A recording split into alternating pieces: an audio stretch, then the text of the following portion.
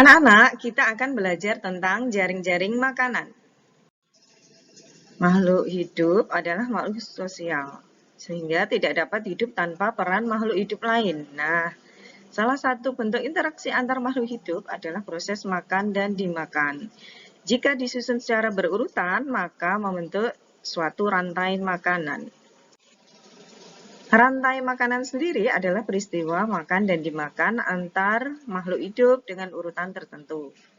Dalam rantai makanan, ada makhluk hidup yang berperan sebagai produsen, konsumen, dan dekomposer.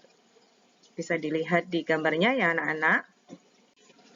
Nah, rantai makanan ini ada yang bertindak sebagai produsen, konsumen 1, konsumen 2, konsumen 3, bahkan sebagai dekomposer.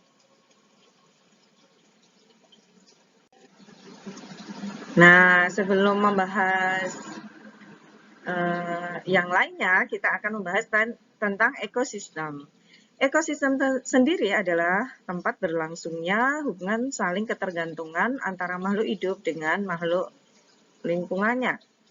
Ekosistem ada dua macam, ada alami dan buatan. Contoh yang alami itu adalah hutan, sungai, danau, dan laut. Ini tercipta oleh Allah Subhanahu wa Ta'ala, Tuhan yang Maha Esa, ya, sudah ada di alam. Kemudian untuk ekosistem buatan, ini memang sengaja dibuat manusia, contohnya sawah, kebun, kolam, dan akuarium. Bisa dilihat di gambar, ini adalah ekosistem alam. Nah, di ekosistem ini, karena ada berbagai rantai makanan ya, dalam sebuah ekosistem terdapat beberapa rantai makanan yang membentuk jaring-jaring makanan. Nah, jaring-jaring makanan sendiri merupakan sekumpulan rantai makanan yang saling berhubungan.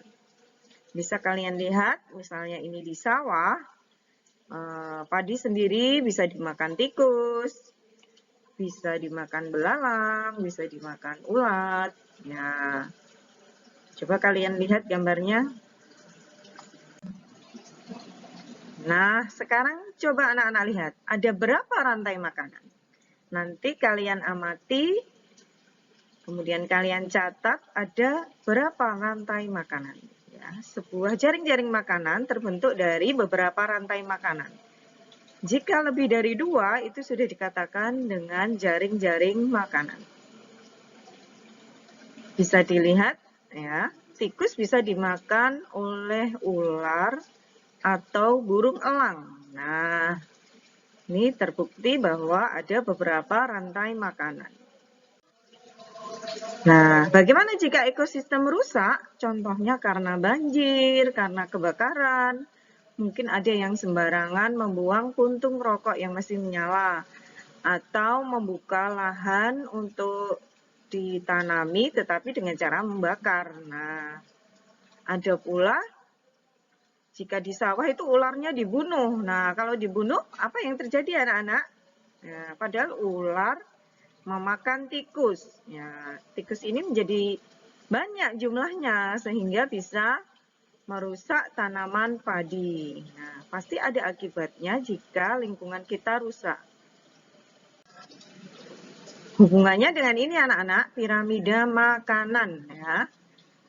Semua makhluk hidup di bumi ini punya peran masing-masing. Ada yang menjadi produsen, konsumen 1, konsumen 2, konsumen 3. Nah, jika salah satu hilang, misalnya tikus hilang, maka ya kataknya menjadi kelaparan, menjadi sedikit, elangnya tidak punya makanan. Nah, jika salah satu hilang, artinya keseimbangan lingkungannya terganggu. Jadi anak-anak bisa menyimpulkan bahwa kita harus melestarikan lingkungan kita. Keseimbangan ekosistem ini bergantung pada kita, karena kita sebagai makhluk hidup bergantung pada makhluk lain. Maka kelangsungan hidup makhluk hidup ini sangat penting karena menjadi poin penting keseimbangan ekosistem. Kita memanfaatkan lingkungan sudah disediakan oleh Allah ya. Kita harus menggunakannya dengan bijak, tidak merusaknya. Mari kita cintai lingkungan kita dari yang terdekat dengan menjaga kelestarian alam di sekitar kita. Nah, terima kasih telah menjaga lingkungan. Bisa kalian lihat ini adalah lingkungan sekolah kalian yang asri. Cukup sekian anak-anak, jika ada pertanyaan bisa ditanyakan ke wali kelas kalian. Sampai jumpa, terima kasih.